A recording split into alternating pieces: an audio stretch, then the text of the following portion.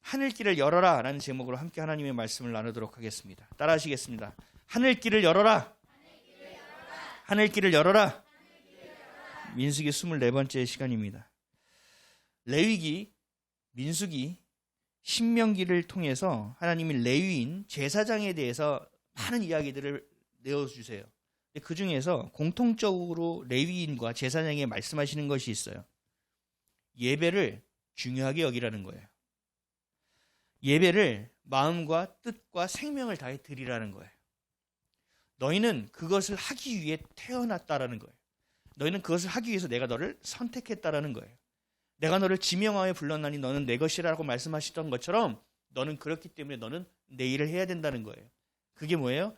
예배라는 거죠. 그리고 이것을 하기 위해서 또 강조하시는 것이 있어요. 그러니까 너희는 거룩해야 돼. 너희는 거룩해야만 돼. 내가 거룩하니 너희는 거룩해야만 돼. 오늘 우리가 읽은 민수기 18장 1절에서 7절 말씀도 그래요. 이 전에 우리가 살펴봤던 말씀 뭐죠? 아론의 쌍난 지팡이를 통해서 하나님께서 제사장의 권위는 하나님이 주신 권위라는 것을 말씀하셨죠. 그런 다음에 바로 이야기하는 것이 뭐예요? 제사장은 그렇다면 이러한 직무야. 너희들 이거 다시 지켜. 그건 또 뭐겠어요? 예배가 중요해. 마음과 뜻과 생명을 다하여 예배를 드려. 그리고 너는 거룩해. 이것을 계속적으로 반복하고 있어요. 아마 우리가 2주, 3주 드리는 그 말씀 안에 계속 이게 포함되어 있을 거예요. 예배에 생명을 걸어라라는 거예요. 이런 제사장의 직무는 구약시대 때 성막과 성전에 국한되었습니다. 그러나 지금 시대에는 우리 가정에서 가장 먼저 믿은 자, 그것을 제가 장자, 또 레위인, 또 각 가정의 제사장이라고 성경의 것을 해석하여 여러분들에게 말씀드린 것을 여러분 기억하실 거예요. 여러분들 이미 알고 있는 내용일 거예요. 가정에서 먼저 믿는 자, 가정에서의 가장, 또 영적인 가장을 말하고 있습니다. 결국 여기 앉아 계시는 분들은 다 가장, 그 가문의 장자일 거예요. 그 가문의 레위인일 거예요. 그 가문의, 그 가정의 제사장일 거예요. 그렇게 부르심을 받았다라는 얘기예요. 그리고 그 직무와 역할을 어떻게 해야 된다고요? 해야 된다라는 거예요. 생명을 걸고 하라는 거예요. 이게 뭐예요? 예배라는 거예요. 그것을 너희가 지켜내야 된다는 거예요. 매우 부담스러운 일입니다. 제가 상담하고 이야기하는 분들에게도 이렇게 제가 권면드린 분들이 있어요. 이런 분들이 저를 다시 만날까요? 안 만날까요? 잘 만나려고 하지 않아요. 자꾸 부담스러우니까. 나도 알아요. 나도 이 사람을 전도해야 되는 거 알아요. 나도 이분에게 복음을 전해야 되는 걸 알아요. 근데 어렵다니까요? 왜 자꾸 날 찔러요? 부담스럽다는 거죠. 해야 한다는 건 알지만 지금은 아닌 것 같아요. 라는 것. 자신이 선택받았고 그 부르심의 가장 중요한 이유를 망각하고 살아가는 거예요. 가장 첫 번째 단추가 끼워지지 않으면 그 다음에 단추는 낄 수 없어요.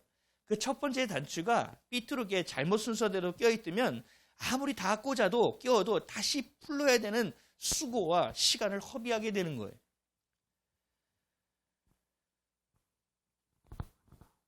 하나님이 선택한 일이시기에 우리는 선택의 기회가 없어요.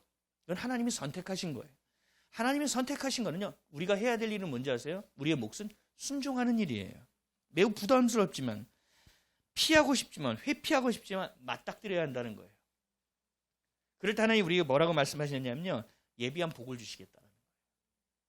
레위인에게 말씀하셨죠. 너희는 땅 주지 않을 거야. 땅을 주지 않는다는 건 얼마나 허망합니까? 얼마나 어려웠겠어요. 먹고 살 길이 막막한데. 근데 뭐라고 하셨어요? 나만을 예배해. 그 지파에 들어가서. 그러면 그 지파가 너희를 섬길 수 있도록 내가 만들 거야.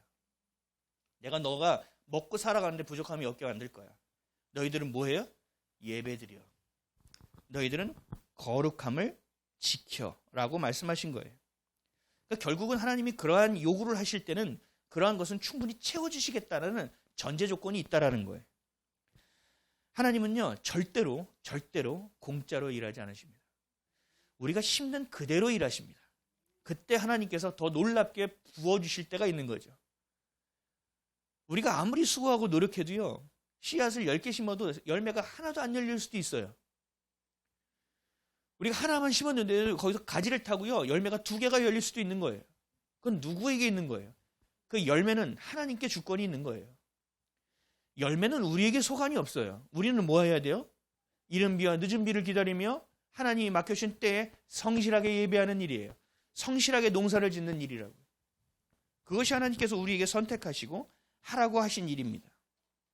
그래서 성경에서 제사장이라고 말하는 것은 그냥 목사만을 이야기하는 것이 아니에요. 제사장이라는 것은 결국 우리 스스로 한 명 한 명에게 하나님이 얘기하는 것임을 반드시 기억하셔야 돼요. 구약에서 레위인, 제사장, 나실인, 그럼 그런 사람이 있겠구나. 그렇게 신학교 간 사람만 얘기할 것 아니에요. 우리 전부를 이야기한다는 사실을 반드시 기억하셔야 돼요. 나에게 말씀하시는 거구나.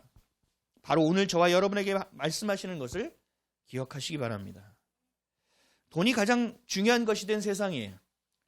돈으로 뭐든지 할 수 있는 시대를 살아가고 있어요. 반대로 돈이 없으면 어떤 삶을 살아가는 시대예요? 참 어렵게 살아가는 시대죠. 그래서 하루 중 대부분의 시간을 우리는 뭘 위해서 살아가요? 돈을 벌기 위해서 살아가요. 그냥 8시간을 나가서 일하면 8시간을 일하는 게 아니죠. 8시간을 일하기 위해서 그 전에 준비해야 되고 갔다 와서 또 다시 재정비해야 돼요. 그러니까 8시간이라고 볼 수는 없는 거예요. 거의 대부분의 시간을 일하는 데 할애하고 있어요. 돈을 버는 데 시간을 할애하고 있다고요. 그래서 우리가 하나님이 부르심, 소명을 갖고 사명으로 살아가는 존재임에도 불구하고 거기에 매여버리게 돼요. 왜요? 그 돈을 벌고 살아가는 삶을 살아가는 그 생계에 너무나 많은 시간을 쏟기 때문에 결국은 어느 순간 나도 모르게 깨어있지 않은 순간 주객이 전도되어 버리는 거예요. 앞뒤가 바뀌어버리는 상황이 되는 거예요. 우리의 삶의 이유와 방향을 놓치는 상황이 되는 거죠. 그래서 우리가 이렇게 얘기해요. 굉장히 합리화시켜요. 인간의 본능은요, 자기 보호 본능은 합리화시켜요. 그래서 이렇게 얘기하죠. 주님, 제가 열심히 벌어서 주님의 나라를 위하여 쓰겠습니다. 제가 열심히 일해서 돈을 벌어서 정말 헌금을 많이 해보겠습니다. 주님, 제가 교회를 한번 세워보겠습니다. 이러고 막 이 안에서 막 이 열정을 갖고 비전을 갖고 막 나아간단 말이죠. 근데 대부분의 이렇게 말하는 사람들의 다짐은 어떻게 되는지 아세요? 그냥 흩어집니다. 그렇게 되는 경우를 제가 본 적이 없어요. 왜요? 이미 주객 전도가 되어버렸어요. 이미 주인이 바뀌어버렸어요. 이미 내 마음을 빼앗겨버렸다고요. 거기서 하나님이 무엇을 주신들 결국은 우선순위가 바뀌어있는 그대로 사용되어지는 거예요. 여러분들 월급이 통장에 꽂히면 어떻게 돼요? 순서대로 빠져나가죠. 그래서 요즘은 통장을 뭐라고 얘기해요? 스테이션이라고 그래요. 정류장. 잠깐 들어왔다가 가는 곳. 그래서 통장을 쫙 찍어보면 알아서 잘들도 빠져나가요. 네, 우선순위에 맞춰서 관리비도 빠져나가고 전기값도 빠져나가고 가스값도 빠져나가고 또 보험도 빠져나가고 이것저것이 우선순위에 맞춰서 쫙 빠져나가요. 우선순위에 맞춰서 여러분들이 어떠한 돈을 어떻게 벌든 여러분들의 중심과 우선순위에 맞춰져 있는 대로 돈은 나가요. 내 마음이 있는 곳에, 너의 보물이 있는 곳에 너의 마음이 있는 거예요. 하나님은 분명히 말씀하셨거든요. 그래서 두 마음을 품고는 살 수 없다고 말씀하시는 거예요. 내가 돈을 벌고 살아가는 건 돈이 없으면 살 수 없고 그렇게 일을 하지 않으면 살 수 없지만 그 일을 너무 매진하다 보니 주객전도가 되어 결국은 내가 선택받고 제사장으로 하나님 나시른으로 살아가는 것을 망각해버리는 인생을 산다는 거죠. 그래서 어떤 커다란 은혜를 입었어도 그 은혜를 금세 잊어버리는 거예요. 하나님 주신 은혜가 너무 컸어도 금세 까먹어버리는 거예요. 그래서 뭐라고 해요? 하나님 감사하기는 한데요. 근데 오늘은 왜 이러세요? 이거는 감사인가요? 아니죠. 차기 기준이에요. 내 마음대로 하나님 안 해줬다라는 얘기죠. 이것이 우리의 신앙이 될 때는 너무나 어두운 거예요. 이런 기도는요, 죄송하지만 여러분 아무리 기도해도 하나님 응답하지 않으세요. 하나님 중심으로 가 있지 않는 기도는 하나님 하지 않으시고 기다리세요, 계속. 네가 아직도 아니었구나. 내가 좀 더 기다려줄게. 우리의 모든 삶의 패턴은 그렇게 먹고 사는 것에 달려 있어요. 한 명도 빠짐없이 여기서 예외는 없어요. 가장 중요한 것이 되었어요. 그래서 우주를 창조하시고 만물을 창조하신 하나님이라는 고백을 하고 우리의 생사복을 주관하시는 하나님이라고 고백을 하지만 그 하나님은 마치 절간에 세워놓는 불상처럼 그냥 그렇게 계신 분처럼 되어 있는 거예요. 때로는 두렵고 때로는 내게 복을 주시고, 그래서 내가 두렵기 때문에 두려움으로 하나님이 나에게 벌을 내리지 않을 정도의 수준으로만 신앙생활을 하는 거죠. 이것이 바로 종교라는 거예요. 하나님은 어제나 오늘이나 영원토록 살아 역사하신 하나님이십니다. 오늘도 그 우주와 역사의 주인이 되시고 그것을 주관하시는 분이 바로 하나님이십니다. 그러나 그 하나님의 존재가 우리의 삶의 모습을 통하여 희미해져 버린 거예요.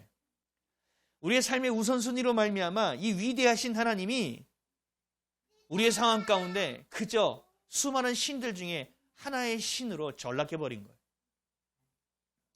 그래서 어떤 분 설교할 때 제가 이런 얘기를 들었어요. 하나님이 참신이라고. 이거 뭐예요? 신이 참 많다는 얘기가 전제되어 있는 거죠. 그래서 우리가 삶을 살아갈 때 꿈과 소망에 대해서 이야기하면 많은 사람들이 뭐라고 하는지 아세요? 야, 배부른 소리 하지 마. 야, 먹고 살아가는 것이 이렇게 바쁜데 무슨 꿈과 소망을 하고 있어? 너 아직도 철이 안 들었구나. 라고 세상 사람들은 한 목소리로 이야기합니다. 그럼에도 진리인 하나님의 말씀도 한 목소리로 이야기하고 있습니다. 먹고 사는 것이 중요한 것이 아니라 하나님을 향한 그 마음이 더 중요하다. 하나님과의 관계가 더 중요하다. 그 예배보다 중요한 것은 없다. 라고 성경은 한 목소리로 계속적으로 이야기하고 있다는 것입니다. 예수님이 공생애를 시작하기에 앞서서 성령을 통해서 광야로 이끌려갔죠. 그리고 마귀에게 시험을 당하셨습니다. 기억하시죠? 근데 가장 첫 번째 강력한 공격, 마귀가 예수님을 공격한 것이 뭐였어요? 예? 떠오르면 먹는 거예요. 이것이 우리에게 해석하면 생존이에요. 생계라는 거예요. 지금이나 예나 지금이나 가장 강력한 거죠. 마태복음 4장 1절에서 4절이에요. 그때 예수께서 성령에게 이끌려 마귀에게 시험을 받으러 광야로 가사 40일을 밤낮으로 금식하신 후에 줄이신지라. 시험하는 자가 예수께 나와 이르되 내가 만일 하나님의 아들이거든 명하여 이 돌들로 떡덩이가 되게 하라.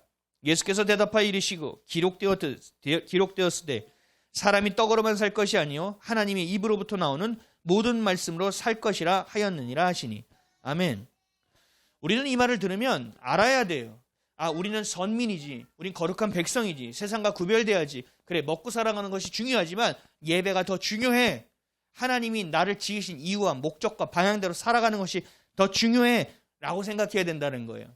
그런데 이 말씀을 읽으면서도 사람들이 어떻게 해석하는지 아세요? 그래, 하나님은 돌을 떡으로 만드실 수 있는 분이지 라고 생각하고 접근한다는 거예요. 그래, 이 안 될 일도 주님은 하실 수 있구나 라고 이것을 믿음과 신앙으로 생각하고 간다는 거죠. 이것이 포스트 모더니즘 안에서 하나님의 말씀이 기준이 되지 않고 내 사견과 내 소견이 섞인 자의 처참한 신앙이에요. 이걸 되게 아름답게 포장해서 내가 복음이라고 이야기하지만 그건 복음이 아니죠. 완전 저주의 메시지입니다. 자녀들에게 공부하라고 말하죠. 공부를 잘하면 좋겠다고 생각하죠. 그 이유가 뭐죠? 좋은 대학에 들어가면 좋겠다라는 거예요. 좋은 직장에 들어갔으면 좋겠다라는 거예요. 그럼 좋은 대학에 들어가고 좋은 직장에 들어가고자 하는 그 이유는 뭐예요? 좀 더 그럴듯하게 살아가기를 원하는 거 아니에요. 부족함 없이 살아가는 걸 원하는 거 아니에요. 이게 뭐예요? 생계잖아요. 먹고 사는데 부족함이 없이 살아가기를 원해서 공부 열심히 하라는 거잖아요. 이것이 성경적이지 않다라는 것을 아셔야 돼요. 중요한 건 뭐예요? 예배라니까요. 하나님을 향하는 거예요. 하나님과의 관계예요. 거룩함을 지켜내는 거예요. 목숨보다 내 생명보다 예배를 더 중요시 여기는 거예요. 많은 사람들의 그 생각과 꿈을 따라 들어가면 꼭 끝에 뭐가 있냐? 돈이 있다라는 거예요. 없는 자는 없는 대로 없는 자들에게요. 내가 정말 필요한 것까지만 채워줘도 내가 정말 예배드리겠어요. 있는 자는요. 내가 이 목표로 하는 것만 이루어지면 내가 예배를 제대로 드릴 수 있어요. 매여있는 자의 메시지는 똑같다고요.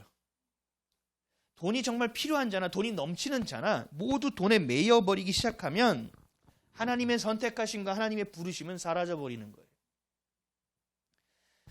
여러분들 삶을 살아갈 때 많은 사람들 만나보잖아요. 정말 넉넉해서 살아가는 사람 몇 명이나 돼요.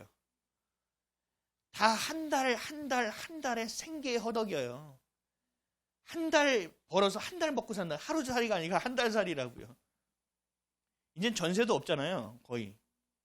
뭐 집값에 거의 맞먹으니까 뭐 전세 살기도 어렵고 월세 살아가잖아요. 한 달 한 달 갚아가면서 사는 거예요. 결국 돈이라고요. 하나님은 여러분들의 자녀를 어떤 모습으로 창조하셨을까요? 세상에서 원하는 모습, 내가 원하는 모습으로 창조하셨을까요? 우리는 자녀를 키울 때 하나님이 이 자녀를 왜 이 땅에 보내셨는가? 이 자녀가 살아갈 이유와 방향이 어디 있느냐? 목적이 어디 있느냐라는 생각하지 않아요. 늘 생각하는 건 뭐예요? 비교지요. 이 자녀가 좀 더 잘했으면, 나가서 잘 어울렸으면, 성적이 좋으면, 이런 여러 가지 생각을 해요. 결국은 하나님의 관심에 우리의 관심이 없다고요. 하나님이 원하시는 관점과 너무 멀어져 있다고요. 하나님이 이 아이를 왜 창조하셨는가? 하나님이 이 아이를 이 땅에 왜 보내게 하셨는가? 예수님은 말씀하시죠. 사람은 떡으로만 살아가는 존재가 아니다. 하나님과의 관계로 살아가는 존재다라고 말씀하고 계세요. 창조될 때부터 그래요. 여러분들 이 땅에 왜 태어나셨어요? 제가 늘 물어보면 그래요. 하나님의 영광을 위해서 태어났다고요. 아니요. 영광이 뭔지도 모르면서 자꾸 그런 소리를 해요. 하나님 우리를 창조하신 이유는요. 가장 1번은요. 우리를 사랑하시기 위해서예요. 아시겠습니까? 그리고 또 두 번째는 뭔지 아세요? 그 사랑을 받아서 사랑이 없는 자에게 그 사랑을 내어주는 삶을 살아가는 거예요. 이게 뭔지 아세요? 하나님께 영광 돌리는 인생이에요. 여러분 사랑받기 위해서 태어났다고요. 여러분들의 자녀는요. 사랑받기 위해서 태어났다고요. 근데 그 사랑을 모르고 경험하지 못했으니 어디에 매여요? 내 눈에 좋은 것, 내 귀에 좋은 것, 내 입에 좋은 것에 매이기 시작하는 거예요. 결국은 잘못되고 왜곡된 부모의 마음으로 자녀의 마음까지도 왜곡돼 버리는 거죠. 생존, 생계, 먹고 살아가기 위해서 만들어진 존재가 아닙니다. 우리는. 마태복음 6장 25절에서 34절에 좀 길지만 이렇게 말씀하셨어요. 그러므로 내가 너희에게 이르노니 목숨을 위하여 무엇을 먹을까 무엇을 마실까 몸을 위하여 무엇을 입을까 염려하지 말라. 목숨이 음식보다 중하지 아니하며 몸이 의복보다 중하지 아니하냐. 공중의 새를 보라. 심지도 않고 거두지도 않고 창고에 모아들이지도 아니하되 너희 하늘 아버지께서 기르시나니 너희는 이것들보다 귀하지 아니하냐. 너희 중에 누가 염려함으로 그 키를 한 자라도 더할 수 있겠느냐. 또 너희가 어찌 의복을 위하여 염려하느냐. 들의 백합화가 어떻게 자라는가 생각하여 보라. 수고도 아니하고 길쌈도 아니하느니라. 그러나 내가 너희에게 말하노니 솔로몬의 모든 영광으로도 입은 것이 이 꽃 하나만 갖지 못하였느니라. 오늘 있다가 내일 아궁이에 던져지는 들풀도 하나님이 이렇게 입히시거늘 하물며 너희일까 보냐. 믿음이 작은 자들아. 그러므로 염려하여 이르기를 무엇을 먹을까 무엇을 마실까 무엇을 입을까 하지 말라. 이는 다 이방인들이 구하는 것이라. 너희 하늘 아버지께서 이 모든 것이 너희에게 있어야 할 줄을 아시느니라. 그런즉 너희는 먼저 그의 나라와 그의 의를 구하라. 그리하면 이 모든 것을 너희에게 더하시리라. 그러므로 내일 일을 위하여 염려하지 말라. 내일 일은 내일이 염려할 것이요 한날의 괴로움은 그날로 족하니라. 아멘. 하나님이 우리에게 예수님께서 말씀하신 건 아주 명확해요. 어제 산책을 하는데 저희 사모가 그 얘기를 하더라고요. 다 낙엽이 져가지고요. 다 없어졌어요. 근데 어떻게 토끼풀은 그렇게 잘 살아있어요? 정말 잔디인 줄 알고 갔는데 다 토끼풀인 거예요.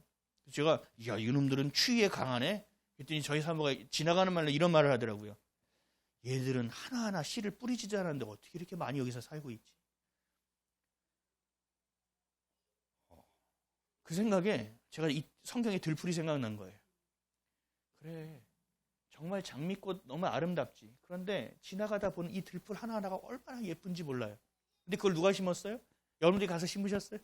아니에요. 하나님의 원리예요. 하나님 씨앗을 막 품게 하셔서 그것이 가서 그 자리에 꽂혀 있는 거예요. 그리고 낮이나 밤이나 겨울이나 가을이나 그저 하늘만 바라보고 흔들고 있는 거예요. 그리고 하늘을 향한 하나님을 향한 마음이 합하여 우리가 같이 볼 때 우리는 어떻게 돼요? 아, 이제 더러운 꽃 이럽니까? 아, 꽃 참 예쁘다. 그 마음이 합해지니. 우린 그렇게 살아가는 존재예요. 우린 먹고 살아가기에 창조되지 않았어요, 여러분. 동물은 그렇죠. 동물은 영적인 것이 없어요. 동물은 먹고 살아가는 것이 전부예요. 그래서 어떻게 돼요? 자신의 영역이 중요해요. 자기가 먹는 게 중요해요. 그래서 우리가 얘기하죠. 약육강식이라고. 강한 자가 더 많이 먹는 거예요. 약한 자는 덜 먹어요. 강한 자는 작게 무리짓고 약한 자는 크게 무리짓고 사는 거예요. 자신들을 스스로 보호하면서. 그러나 우리는 어떤 존재예요? 인간은 어떤 존재예요? 영적인 존재예요. 하나님이 흙으로 사람을 창조하시고 그 코에 뭘 부어 넣으셨어요? 생명, 생기를 불어 넣으셨다. 하나님이 영을 불어 넣어 주셨다고요. 그래서 우리는 영적인 존재예요. 하나님의 영으로 생명이 된 존재이기 때문에 우리는 동물과는 달라요. 이것이 우리의 존재, 살아가는 세상에서 구별되고 다른 이유라는 거예요.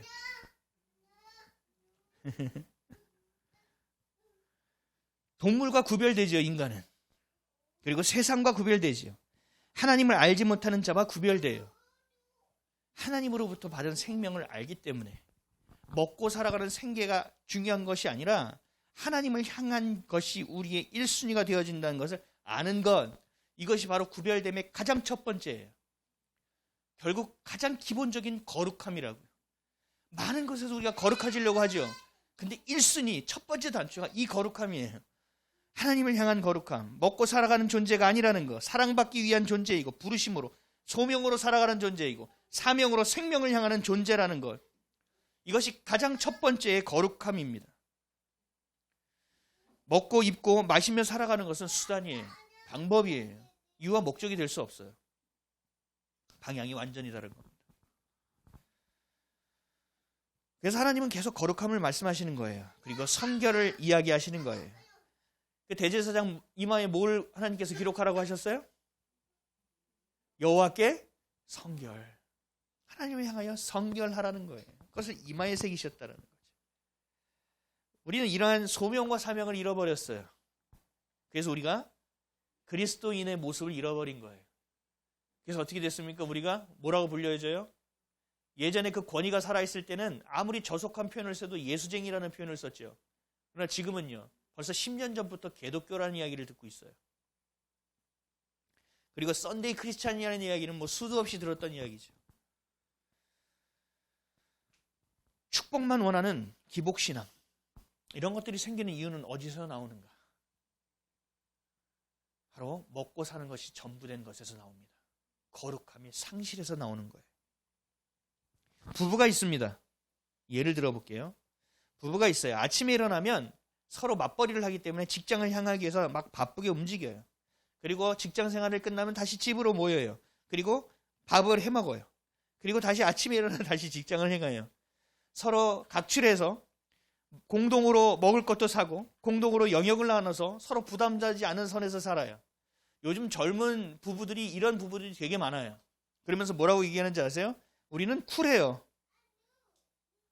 I knew. 알고 있대요. 쿨하다고 해요. 아니에요. 이건 부부 생활이 아니에요. 이건 뭐예요? 동거 생활이에요.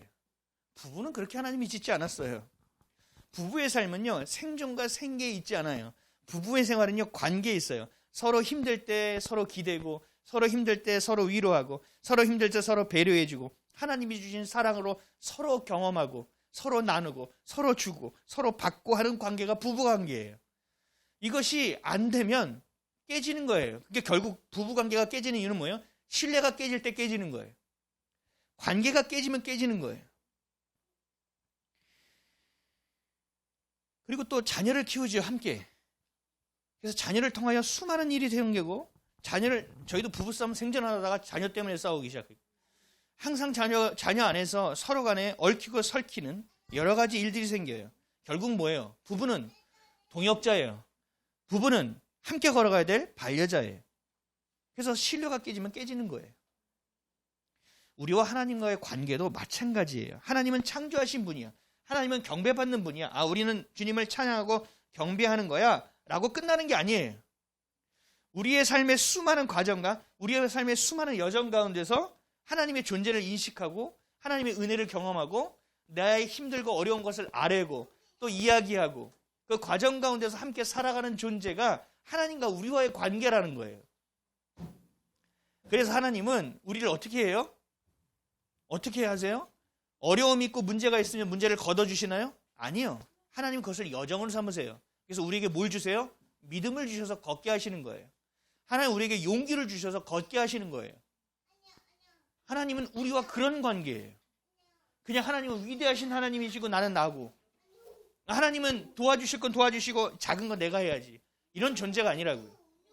하나님과 우리는 동거 생활이 아니에요. 그래서 성경을 보면 수많은 문구에서 뭐라고 표현하느냐, 부부관계를 통하여 하나님과 우리의 관계를 계속 이야기하고 계시다고.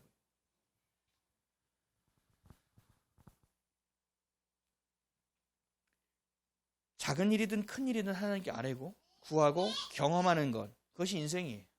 그래서 우리는 어떻게 돼요? 하나님의 형상대로 회복되어져 가는 거예요. 이게 바로 구원의 여정이에요. 램프의 요정처럼 힘들고 어려운 일을 없애주는 분이 아니란 말이죠. 그래서 이렇게 주님이 주신 관계 안에서 사랑으로, 친밀함으로 살아가는 자를 뭐라고 말하냐면 예배자라고 하는 거예요. 예배자. 그러니까 결국 우리는 생존과 생계를 위해서 살아가는 것이 아니라 예배드리는 자로 구별되어져야 된다는 거죠. 이게 바로 거룩함이에요. 정리해 볼게요. 하나님과의 관계가 깨지면요, 그것이 소원해지고 하나님과의 친밀함이 깨지면 온갖 내 안에 없는 것처럼 여겨지고 해결된 것처럼 여겨졌던 상처가 다 튀어올라옵니다. 하나님과의 관계가 무너지면 그래요. 제가 옛날에 사진 한 컷을 봤어요. 히말라야 산인가 K2인가 그 뭐 막 에베레스트인가 막 올라가는 산 있잖아요. 그게 여름과 겨울을 사진을 보여줬거든요. 겨울에는 너무 아름다워요. 막 그 눈이 있어서 야, 참 대단하다. 여름은 어떻게 되는지 아세요? 그 눈이 녹으니까요, 쓰레기란 쓰레기가 다 보여지는 거예요. 그 네팔인가요? 그 쓰레기를 치우는데 얘네가 돈이 없어서 안 되니까 이제는 산 올라오는 사람한테 돈을 받는 거예요. 많이. 그래서 그 쓰레기를 치우는 일을 하는 게 그들의 삶이에요. 우리도 똑같아요. 우리 안에 죄성과 우리 안에 원망과 우리 안에 상처와 위험들이 너무 가득한데 하나님의 은혜로 말미암아 그것이 보여지지 않는 것처럼 여겨져요. 근데 이 은혜가 녹아내리는 순간부터 우리 안에 보여주는 것은 처참한 상황이에요. 하나님과의 관계가 무너지면 그렇게 모든 게 튀어 올라오기 시작해요.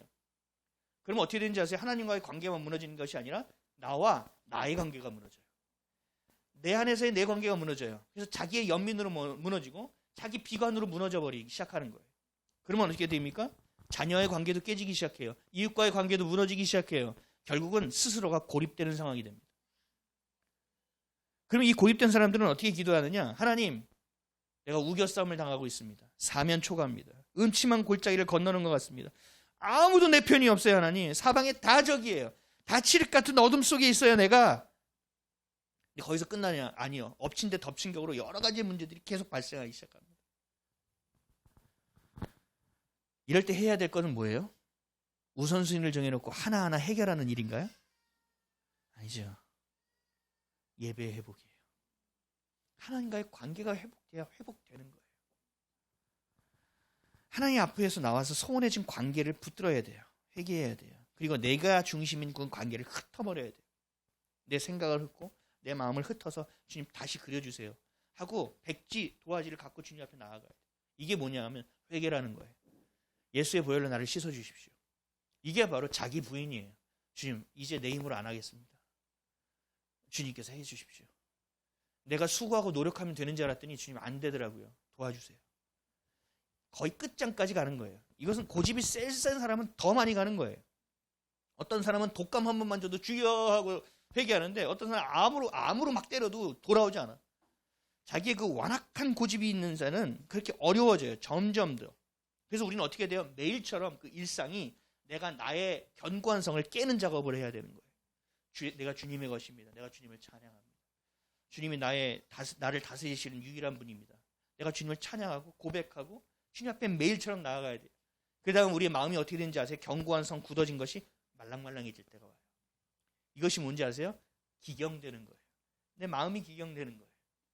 그제서야 그 복음의 씨앗이 심기기 시작한다고요. 이것이 돌이킴이에요. 회개예요. 내가 붙들고 있던 인생의 핸들을 하나님께 내어드리는 거예요. 하나님을 떠난 철없는 사람들이 이구동성으로 하는 말이 있어요. 자신은 떠난 줄 몰라요. 근데 떠난 거죠, 이미. 내가 그렇게 수고하고 노력하면 다 되는 줄 알았는데 야, 세상 만만치 않네. 저는요, 하나님이 도와주실 줄 알았어요. 근데 하나님 이렇게 침묵하실 줄 몰랐네. 정말 하나님께 실망입니다. 이제는 하나님이 있는 건지 없는 건지 내가 구분이 안 갑니다. 확신이 들지 않습니다. 끝까지 자기 생각과 자기 고집으로 돌이켜야 할 때를 놓치는 거예요.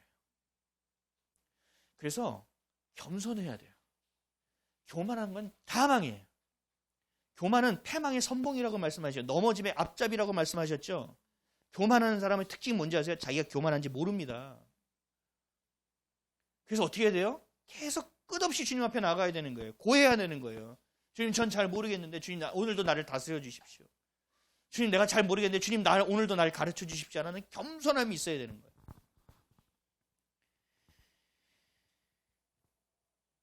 정처 없이 회개해야 될 타이밍을 놓치고 돌이켜야 될 타이밍을 놓치고 먹고 살아갈 것만을 향해요. 왜요? 분명히 그것도 기근이 오거든요.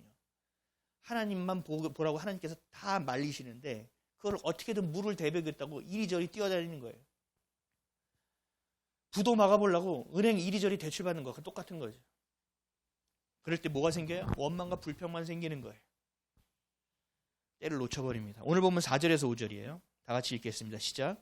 레위인은 너와 합동하여 장막의 모든 일과 회막의 직무를 다할 것이요 다른 사람은 너희에게 가까이 하지 못할 것이니라. 이와 같이 너희는 성소의 직무와 제단의 직무를 다하라. 그리하면 여호와의 진노가 다시는 이스라엘 자손에게 미치지 아니하리라. 아멘. 먹고 살아가는 생계가 아니라 어디에 최선을 다하라고요? 성도의 직무와 제단의 직무를 다하라. 이것이 우선이라고 말씀하시는 거예요. 자신의 소견을 붙들지 말고 하나님만을 향하라는 거예요. 내 생각 여기 이거 옳은 건데 좀 넣으면 어때? 내가 그렇게 하나님을 내가 경험했는데 그걸 좀 넣으면 어때? 아니요. 이게 바로 사사기 시대예요. 자신의 각자 원하는 소견대로 했을 때 어떻게 돼요? 완전히 날아가는 상황이 오는 거예요. 우리 사사기 읽어보세요. 얼마나 처참한 상황이 계속 반복되는가. 그러면서 그들이 요구하는 건 뭐예요? 또 자기의 소견대로 왕을 세워달라고 그러죠. 좀 나을 것 같으니까. 끝까지 자기 소견대로 가는 거예요. 자기의 것이 섞이지 않는 것이 자기 부인이라고요. 자기의 것이 섞이지 않는 것이 거룩함이라고요. 진리는 그냥 진리로 믿으셔야 돼요. 그렇다고 문자주의적으로 다 믿으면 안 돼요. 하나님께서 문자적으로 봐야 될 것을 주셨고 상징적으로 봐야 될 것을 주셨고 비유적으로 주신 것을 우리에게 주신 것이 있기 때문에. 그럼에도 불구하고 우리가 봐야 될 건 뭐예요? 진리를 선택해야 된다는 거죠. 예배와 하나님과의 관계를 놓치지 말라는 거예요. 저도요, 한번 승질이 팍 올라오면요, 제가 몇 달 전에가 진짜 최악이었어요. 그때 딱 올라왔을 때 정말 하나님을 무시하는 발언을 제가 한 적이 있어요. 하나님 가만 계세요. 조금 있다 봐요. 나 지금 완전 열받았거든요. 그게 뭐예요? 우리가 마치 싸움을 말리면 옆에서 누가 말리면 아이씨 막 이러잖아요. 하나님한테 제가 그러고 있었어요. 나중에 그게 제가 얼마나 수치스러운지 하나님 앞에서 아니 제가 철없는 거 아시죠? 이러면서 회개했어요. 하나님에 향할 때는 나의 감정도 섞여서는 안 돼요. 그래서 성경을 기록할 때 랍비들이 어떻게 했는지 아세요? 여호와라는 이름만 나오면 가서 목욕제기하고 다시 엎드리고 절하고 다시 그 앞에 섰다고요. 그 정도로 거룩하려고 노력했다는 거예요. 물론 그렇게 해서 되는 건 아니지만 그 정도로. 그래서 하나님이라는 이름 단어가 없어요. 하나님이라는 이름 단어가 없어요, 여러분. 아도나이라고 그냥 나의 주님이라는 뜻이 있고 그조차도 사실 모음이 없어요. 그 정도로 하나님을 정말 두렵고 떨리는 마음으로 바라보는 거예요. 우리의 삶의 가장 중요한 도리가 무엇이냐? 예배의 자리를 지키는 거예요. 어떤 말씀이 잘 이해되지 않아도 어려운 상황이 있더라도 그 자리를 지키는 거예요. 다른 어떤 것보다 우선되지 않게 하는 영순위로 만들어라는 거예요. 그런데 이것을 우리는 직무, 책무라고 생각하잖아요. 근데요, 하나님은 그게 아니라고 말씀하세요. 6절에서 7절이요. 시작.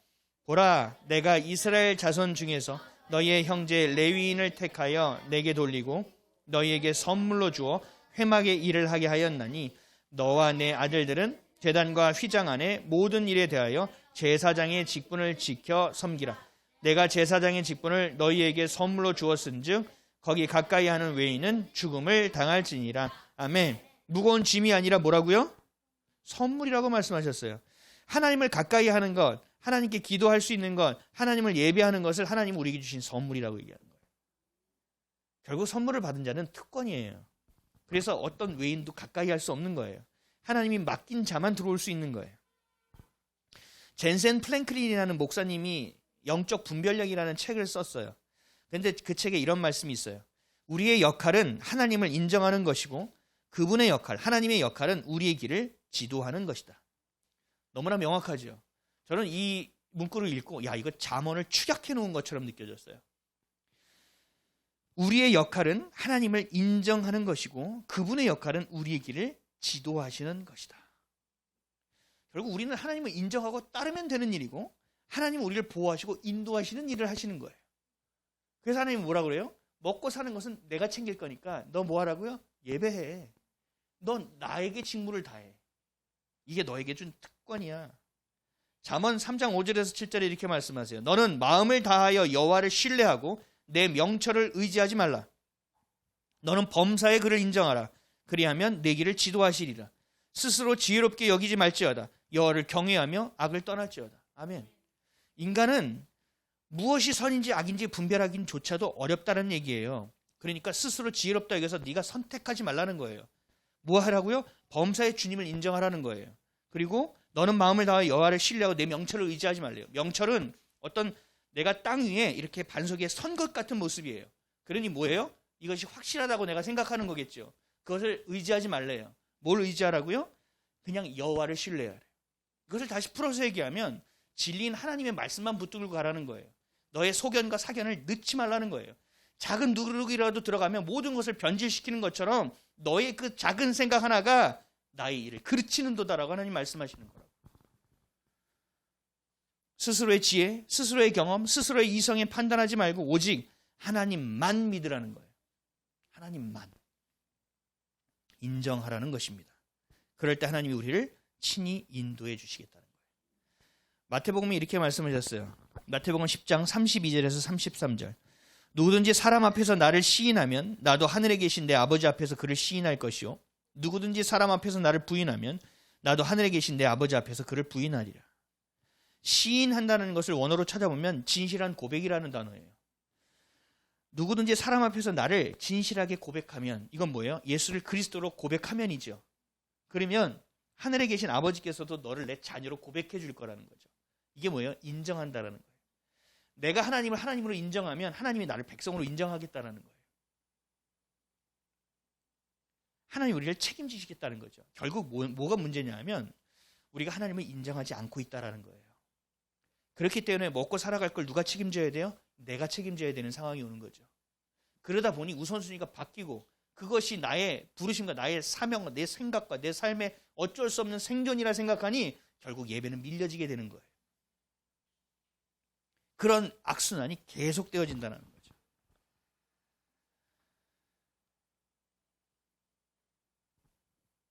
물론 하나님이 주시는 어려움도 있어요. 환난도 있어요. 근데 대부분은 뭐냐? 우리가 선택한 것의 열매예요. 거의 대부분이 그렇더라고요. 그래서 사람들은 우리한테 얘기해요. 전도하면 뭐라고 하는지 아세요? 야, 너 진짜 잘 믿었으면 좋겠어 그래요. 왜? 나는 그래도 그런 대로 살잖아. 기준이 어디 있어요? 야, 너는 물질적으로 어려운데 야, 예수 믿는데 뭐 그게 도움이 되니? 이 얘기예요. 너도 잘 믿어. 너 진짜 잘 믿어야 돼 너는. 왜? 너는 못 살잖아. 이게 뭐예요? 조롱이죠. 예수 믿는 자가 이렇게 조롱당해요. 왠지 아세요? 하나님을 인정하는 삶을 살지 않으니까 그래요. 하나님을 인정하는 자는요, 얼굴 표정에서 다르다고요. 그래서 어떻게 우리 아까 찬양했잖아요. 우리가 빛으로 될 때 사방에서 우리에게 나온다고요. 그 빛을 보고. 우리가 빛과 소금의 직분을 감당할 때 이 땅이 돌아간다고요. 교회가 죽으면 이 땅은 죽는다고요. 그래서 예배가 살아가는 것보다 훨씬 중요한 거예요, 여러분. 근데 급한 것은 예배인가요? 내 생존인가요? 생계인가요? 늘 급한 것은 내 생계처럼 여겨져요. 속는 거예요. 우리 눈에 보면요. 인테리어 잘한 집에 들어간 것과 한 20년 됐는데 인테리어 잘 안 돼 있는 집 들어가면 어떻게 돼요? 우리 눈은 뭘 더 좋다고 봐요? 새 집을 더 좋다고 볼 거 아니에요. 근데 그게 진짜 다 좋은 거예요? 아니에요. 거기 누가 살아가느냐, 어떻게 살아가느냐가 중요하다고요. 그래서 하나님 뭐라고 말씀하세요? 고기를 먹으면서 싸우는 것보다 채소를 먹으면서 화평한 것이 훨씬 나아 라고 말씀하시잖아요. 우선순위라고요. 그게 나쁘다는 것이 아니라, 좋지 않다라는 것이 아니라 우선되어야 될 것이 있어요. 침대 광고할 때 침대는 뭐라고 얘기해요? 침대는 과학이죠. 왜 과학이에요? 잠을 오게 해준다는 거예요. 그렇죠? 근데 그 침대는 여러분들 비싼 거, 제가 신혼 때 옛날에 16년 전에 봤을 때도 진짜 비싼 거 엄청 비싸더라고요. 근데 나중에 요즘 보니까 침대 매트리스 갈아타기 다 똑같은데. 거의 다 똑같더라고요. 근데 그 침대에서 자면 잠이 와요? 아니요. 잠은 하나님이 주셔야 돼요. 그렇죠? 가족을 만들면 그냥 행복해요? 아니요. 하나님이 행복할 수 있게 해주셔야 행복한 거죠. 자꾸 하드웨어에 우리가 자꾸 마음을 뺏긴단 말이에요. 우리 눈에 보이는 것에. 중요한 건 하드웨어가 아니라는 거예요. 적은 것이라도 지금 디지털 세상이지만 아날로그라도 충분히 행복할 수 있어요. 충분히 살아갈 수 있다고요. 지금 당장 내 손에 잡힌 편리함으로 내가 끌려가는 거란 말이죠. 그래서 우리는 하나님을 인정하지 못하기에 생존에 늘 허덕여요. 그래서 하나님이 아닌 내가 살아가는 것이 또 우선이 돼요. 왜요? 한 달을 따고 버텨야 되는데 버틸 것이 없으니. 이것이 바로 두 마음을 품은 자의 모습이에요. 하나님을 인정하지 않는 자의 모습이에요. 그래서 사방이 우겨섬을 당하고 사면초가 이거 해결되기는커녕 어려움만 더 커져서 고립되는 상황을 늘 내가 맞닥뜨리게 되는 거예요. 그럼에도 불구하고 하늘의 문은 열려 있다는 것을 기억하십시오. 하나님이 죄를 홍수로 쓸어버리기 위해서 노아에게 방주를 만들려고 하셨어요. 그런데 그 방주의 모양을 여러분들 다 아시죠? 동서남북에 창이 있나요? 하나도 없어요. 하나님은 창을 한 군데만 만드셨어요. 어디요? 하늘을 향해서만 만들어 놓으셨어요. 무서운 심판이 일어나고 있어요. 사람들의 절규가 들려요. 사람들의 썩는 냄새가 막 올라와요. 그리고 불안한 소리가 들려요. 어디에 부딪혀요. 그리고 어딘가로 떠내려가요. 얼마나 불안하고 얼마나 힘들겠어요. 밖을 보고 싶은 거예요. 어떻게 돌아가는지를. 근데 주님은 다 차단시켜서 보지 못하게 하는 거예요. 오직 하늘을 향해서만 창문을 여셨어요. 너가 어려움 가운데 있을 때에, 너가 애워싸움을 당할 때에, 너가 정말 해결하기 어려운 문제에 직면해 있을 때에 너는 세상에 향한 어떤 창문도 열지 말라는 거예요. 너는 하늘의 문만을 열라는 거예요. 세상과 소통하면서 이것을 살아갈 방법을 모색하고 먹고 살아갈 길을 찾고 어떻게 하면 이 문제를 해결할 수 있는지를 찾는 것이 아니라 그 환경을 바라보지 말고 오직 하나님만을 바라보라는 영적 의미가 담겨 있어요. 우선순위에 대한 얘기예요. 하나님이 기도하시면 하나님이 지혜를 주시고 만날 자를 붙이신다는 거예요. 그런데도 불구하고 내가 기도해야 돼. 이거는 아니죠. 우선순위에 대한 이야기를 하고 있어요. 어떤 길이 막힐 때, 고립될 때, 어려움이 처할 때 발버둥 치지 말라는 거예요. 그냥 기도의 자리에 가서 죽으라고요. 잠잠히 주님께 고하라고요. 그리고 하나님을 향한 나의 모습을 주님께서 그러면 보게 하시거든요. 그게 회개의 영이 임하는 거예요. 그럴 때 내가 돌이켜짐의 역사, 그 능력을 경험하게 되는 거예요. 좀 잘못했어요. 그러다 보면 그 문제는 온데간데 없습니다. 그리고 주님의 은혜를 고백하게 되고 내 죄를 고백하게 되고 감사를 고백하게 되고 기대와 소망을 고백하게 되는 거예요. 그것이 구별된 자의 삶이에요.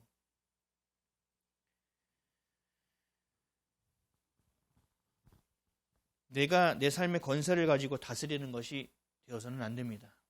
그 권세는요, 하나님께 내어드려야 돼요.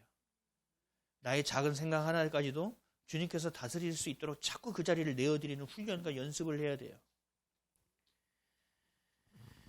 그리고 돌이켜 하늘의 길을 향해야만 합니다. 그것이 우리가 레위인, 제사장으로 내가 있는 곳에서 영적 리더로서 해야 될 가장 중요한 일입니다. 그것이 가장 부르심의 첫 번째입니다. 하나님의 자녀로서, 성도로서, 교회로서 생명을 걸고 지켜내야 될 가장 최우선의 가치입니다. 내 생명과도 같은 정체성이라는 거예요. 그래서 교회에서 예배드리지 못하게 하는 것에서 막 생명을 걸고 목사님들이 나온 목사님들이 있는 거예요. 물론 그것도 저는 뭐 좀 어쨌든 간에 범사에 어떤 상황 가운데서도 우리는 뭘 해야 되냐? 하나님을 인정해야 됩니다. 그리고 어제나 오늘이나 영원토록 살아 역사하시는 하나님을 붙들어야 합니다. 문제를 해결하기 위해서 무엇을 행하지 말고 오직 하나님을 향해서 기도하는 겸손한 심령, 가난한 심령이 되어야 됩니다. 그래야 하나님의 주시는 천국을 이 땅에서 소유할 수 있는 거예요. 그것이 우리가 마땅히 해야 될 책무입니다. 직무입니다. 그리고 하나님 주신 선물입니다. 그리고 삶의 부르심이라는 것을 기억하십시오. 그리고 돌이켜 회개하시고 겸손함으로 하나님 앞에 나아가는 저와 여러분 되시기를 주님의 이름으로 간절히 축원드립니다. 다시 한번 말씀드립니다. 하나님은 살아계십니다. 어제나 오늘이나 영원토록 역사하시고 지금도 이 역사를 주관하고 계십니다. 그리고 그 사랑은 절대로 변치 않습니다. 그래서 우리는 믿음으로 겸손함으로 오늘도 하늘의 길을 열어내는, 나를 통하여 수많은 자들이 축복받고 그 빛을 향할 수 있는 그런 존재가 되시기를 예수 그리스도의 이름으로 간절히 축원드립니다. 기도하겠습니다.